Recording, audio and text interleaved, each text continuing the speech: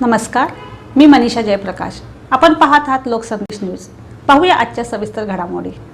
सातारा जिल्ह्याच्या शौर्य परंपरेवर अलीकडच्या काळात दुःखाची छाया पडलेली असताना त्याच मातेने अभिमानाचा नवा इतिहास घडवला आहे. देशसेवेच्या कर्तव्यात सातारा जिल्ह्यातील 3 जवानांनी सर्वोच्च बलिदान दिलंय.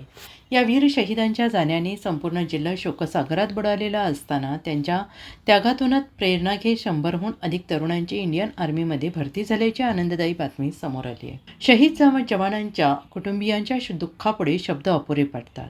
त्यांच्या अश्रूंमध्ये संपूर्ण सातारा सहभागी आहे. मात्र याच वेदनेतून उभा राहिलेला अभिमान म्हणजे देशसेवेसाठी सज्ज झालेली साताऱ्याची नवी पिढी.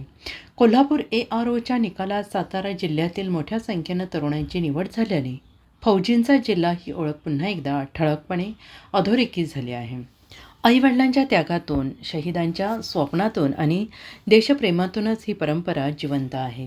शहीदांना कोटी कोटी नमन करताना नव्यानं निवड झालेल्या जवानांकडून देशाला उज्ज्वल आणि सुरक्षित भविष्याची अपेक्षा व्यक्त होते आहे. साताऱ्याची माती आजही सांगते, बलिदान थांबत नाही, देशसेवा थांबत नाही.